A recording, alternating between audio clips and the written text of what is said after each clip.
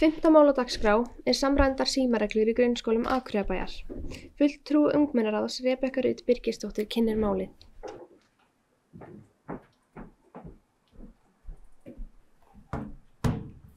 Ágæti forseti, bæjarstjórn, fulltrúar ungmennaráðs og aðrir fundargestir.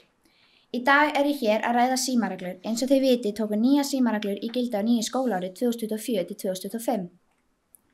Í þessu símafríi eru reglur að síminn sé ekki leyfður á skólatíma frá mánudegi til fimmtudags og á föstudögum eru þeir leyfðir í frímínútum á vissum stöðum. Símar eru geymdir í kassa inn í skápum, töskum eða heima. Þetta eru vissulega miklar breytingar fyrir marga en markmið að auka einbeitingu, félagsleg samskipti og draga úr truflun skólastarfsemi.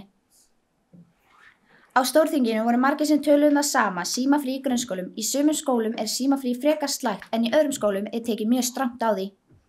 Í sumum skólum eru nemendur látnir skila símanum í byrjun dags til kennara og ef þeir skila þeim ekki, ef þeim refsað með segja, mun hringja heimtíðin og láta sækja síma þinn. Þegar nemendur eru ekki með síma sinn, hann kannski bara heima hjá þeim og svona orðbragð getur vandið vanlíða á skólafórum, maður veit aldrei hvað nemendurnir að gangi í gegnum. Meðan í öðrum skólum eru símareglur mjög slakar, til dæmis að nemendur eru að gera TikTok og pósta þeim á dögum sem ekki leyfðir símar. Og stundum kennarar að taka þátt í að gera TikTokin og stuðningsfulltrúar að grípa nemendur í skólanum í símanum og segja bara settu síman niður og í öðrum skólum hótað að hringja heim. Og að sumir kennarar leyfa þessu að slæta þegar þau sjá nemendurna í símanum. Þá kemur upp annað vandamál sem þarf að ræða. Kennarar eru ekki alltaf að fylgja þeim reglum sjálfur með símanum. Það ósanngjarnt að ætlast til þess að nemendur leggi frá sér síman þegar kennarar eru sjálfur í símanum í kennslustundum. Eða þegar þeir koma af kennarastofuna og halda á símanum og það má ekki sjást upp í sími hjá nemanda. Eða þegar kennarar eru að sýna nemendum einhverju þætti eða myndir sem tengjast námsefninu ekki sanngjarnt að kennarar sitji þá í símanum og skrolla á Facebook á meðan. Ég ætla að deila með ykkur sem ég upplýði í skólanum daginn. Kennarinn minn var í símanum þegar það var kennslustund, þá segi við hann það ósanngjarnt að kennarar megi vera í símanum en ekki nemendur. Þá segir hann við mig mjög dónalega og mikla óvirðingu að kennarar hafi rétt á að vera í símanum og það gildi ekki sömu reglur fyrir kennarar og nemendur. Við í ungmennaráðinu fengum að hafa fulltrúa í starfshóp sem bjuggu til símareglur. Þar komið fram að kennarar mætti ekki sjálfur vera í símanum meðan kennslustund er. Þá ósanngjarnt til þess að ætlast til að nemendur leggi frá sér síman þegar kennarar eru sjálfur í símanum. Ef við viljum að nemendur taki þessum reglum alvarlega þá verða kennarar einungis að fylgja þeim. Það sem við þurfum skýr stefnu og samræmda framkvæmd í öllum skólum. Reglur þurfa að vera skýrari, sanngjarnar og allir, bæði nemendur og kennarar, eiga að fylgja þeim. Það ætti enginn að vera reglubundin mat á því hvort að símafrí skili þeim árangi sem að ætlast til. Við verðum þá að spyrja okkur, markmiðið að bæta skólaumhverfið, þá þurfum við að tryggja að reglurnar séu skynsamlega framkvæmdar á sama hátt í öllum skólum og allir fari eftir þeim. Nemendur og kennarar og allt starfsfólk í skólanum. Til að ljúka mínu máli hér þá vil ég segja, til þess að símareglur virki eins og ætlast til þurfa þær að vera skýrar, sanngjarnar og framkvæmdar á sama hátt í öllum skólum. Við getum ekki ætlast til að nemendur fylgi reglum með kennarar og annað starfsfólk fylgja þeim ekki sjálfur. Því skiptir mikið máli að við höfum samræmda stefnu sem við allir virða. Þá verðum við að spyrja okkur, markmið að bæta skólaumhverfið og draga úr truflunum með símafríinu? Ef svarið já, þá þurfum við að tryggja að reglurnar séu framkvæmdar rétt og það séu sanngjarnar og við metum reglulega hvort það skilist þeim árangi sem var stefnt að. Við viljum að allir skólar Akureyrarbæjar séu jafnir, þar sem reglur eru skynsamlegar og þar sem virðing höfð í fyrirrúmi. Við skulum vinna saman að því að tryggja símareglur séu ekki bara á blaði heldur virkir í raunveruleikanum og stuðla að betra skólasamstarfi fyrir alla. Takk fyrir mig.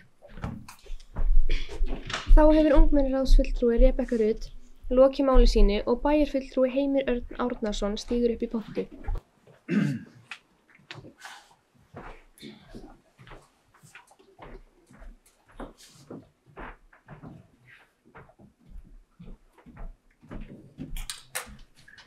Forseti, kæra ungmennaráð, ég byrja að þakka Rebekku fyrir afar góða yfirferð. Jú, rétt margt í þessu sem að ungmennaráðsfulltrúi Rebekka var að segja að þetta ekki gallalausar reglur. Við vissum það svo sem í upphafi og ungmennaráðsfulltrúi, gaman að segja þessu orð hérna, París, tók þátt í að móta þessar reglur og stóð sig afar vel. Út af í fyrsta málumri dagsins voru að ræða mikilvæg ungmennaráðs. Ég vil meina það að þetta hefði aldrei gengið svona vel nema að hafa ungmennaráð með okkur í þessu ferli. Við vorum öll saman það, skólastjórar, kennarar, pólitíkin og ungmennaráðið, að þetta myndi taka 3 til 4 ár að innleiða þessar reglur á fullu. Af hverju? Krakkar í 7. og 7. bekk nota ekki síma í skólanum, örfáir, alltaf einhver að stelast að sjálfsögðu, en þau koma inn í þessa menningu og eftir 3-4 ár eru vissum það að bæði kennarar, nemendur, skólastjórnendur og allir í samfélaginu verða konur 100% inn í þessar reglur. Að fyrsta árið skulu ganga svona vel þrátt fyrir þessar leiðindafréttir sem að ungmennafulltrúi Rebekku var að koma hérna með, þá hef ég talað við mjög marga kennara, alla skólastjóra og það er greinilegu munur eftir að símafrí kom. Þá var ég að tala hvað krakkar tala saman í frímínútum, unglingar byrja að fara meira út, það er alveg greinilegt í mörgum skólum og að frímínútur skulu vera meira í svona tómstundum, borðtennis, íþróttum, fleira. Og ég var nú bara í heimsókn í Giljaskóla að heimsækja skólastjóra Elías daginn. Þá var held ég einhver söngleikur í gangi, einhver fleira og síðan var ég í borðtennis og ég sá engan í símanum. Þannig að þetta var virkilega ánægilegt. Ég hef reynda svo mikið truflun á þessu söng að trufla aðeins samtalið á mér í Elíasi. En svona, ef við fáum ekki einhver ábendingar eins og nákvæmlega þetta við ykkur, þá getum við aldrei lagað þetta almennilega. Þannig ég er alveg vissum, þrátt fyrir að fyrsta ári verið erfitt, annað ári verið erfitt líka, þá mun eftir 3-4 ár við vera afar þakklátt fyrir þessar reglur og nú með þessa nýja ríkisstjórnin að skoða að hafa algjört símabann. Og til að upplýsa ykkur þá fundaði ég með formanni kennarasambandsins í síðustu viku. Við ræddum þessar hugmyndir símabann algjörlega á landinu. Ég er skítræddur við þessar reglur og til að hér bjuggum við til reglur með ykkur í ungmennaráðinu, með pólitíkinni, með skólastjórum, en þarna er verið að tala að einn ráðherra muni bara banna alla síma, við veit ekki alveg hvernig á framfylgja svona reglum ef að hvorki nemendur, skólastjóra, kennarar þá koma nálægt þeirri ákvörðun. Þannig að bara takk hérlega fyrir ábendingarnir. Ég mun fara með þetta áfram, tala áfram við skólastjóra, kennara og vonandi nemendur líka og reyna að bæta þessar reglur. Takk fyrir. Þá hefur bæjarfulltrúi Heimir Örn lokið sínu máli og orðið er opið. Ungmennaráðsfulltrúi París Anna stígur upp í pontu.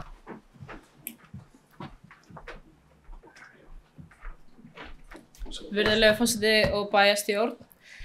Þegar það svarar með því að þetta taki 3-4 ár að virka gæti verið rétt í einhverjum tilefnum, en það útilokar ekki þá nauðsyn að bregða strax við nemendur upplifa það að þeim líði illa gagnvart kennurum þegar þau eru í símanum. Því að þótt að þetta sé alltaf erfitt í byrjun sem við veitum öll, en það þýðir samt ekki sjálf að kennarar segi við nemendur að þau eru með allt aðrar reglur og bara ljúga að nemendum, segja að þau megi verið í símanum, það er alltaf lagi, þau megi ekki verið í símanum. En hvernig að þetta þróast áfram ef við ætlum að vonast til þess að eftir 3-4 ár ætti allir í símanum? Og líka er spurningin ekki bara hvort símafrí virki á einhverjum tímapunkti, heldur líka hægt að tryggja að það virki alla bara sem fyrst. Ef kennarar eru í símanum á meðan nemendur eiga að vera án síma og sendir, eins og ég segi, ekki rétt skilaboð á milli, þá grifur það svolítið undan markmiðinu. En hvað er hægt, að gera til þess að tryggja að reglurnar gildi jafnt fyrir alla og að nemendur upplifi bara, raunverulegan ávinning.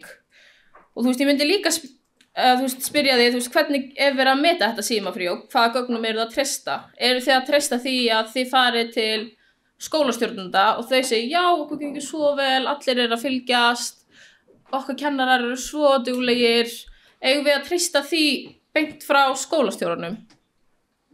Ef nemendur segja við okkur að þau hafi allt aðra upplifun.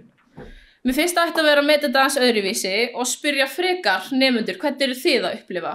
Hvernig upplifið þið að kennararnir eru? Hvernig upplifið þið að það sé fylgt reglunum í heild sinni? Þannig að, já, takk fyrir. Þá hefur ungmennaráðsfulltrúi París Anna lokið máli sínu og orðið er opið. Bæjarfulltrúi Heimir Örn stígur upp í pontu.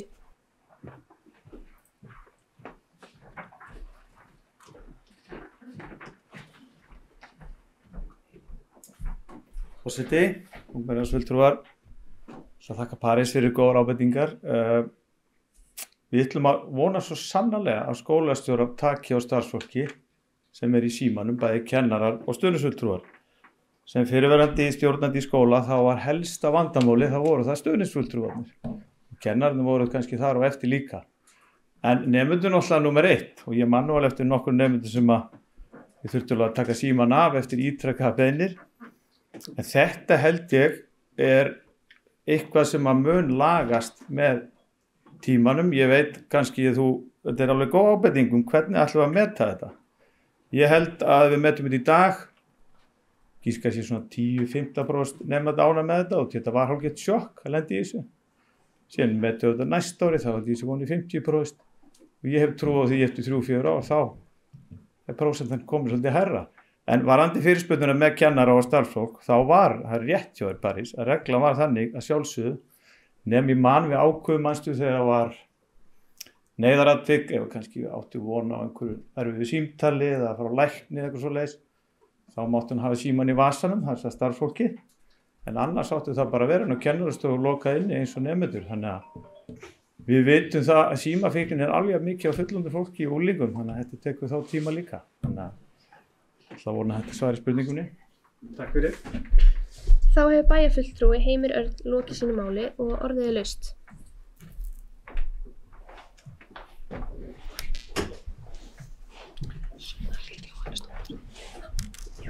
Bæjarfulltrúi Sunna Hlín stígur upp í pontu. Fundarstjóri, ágæti ungmennaráðsfulltrúar, það bara algjörlega glatað að kennarar sé ekki að fara eftir þessu alveg eins og þið nemendur. Þið fenguð ekki aðlögunarfresti og bara að fylgja þessi reglum frá degi 1 og það að kennara bara líka að gera og við munum bara vonandi fylgja því eftir í umræðminni fræðslu og lýðstöðráði. Þetta fer þar inn að kennara síni gott fordæmi. Takk fyrir. Þá hefur bæjarfulltrúi Sunna Hlín lokið sínu máli og orðið laust.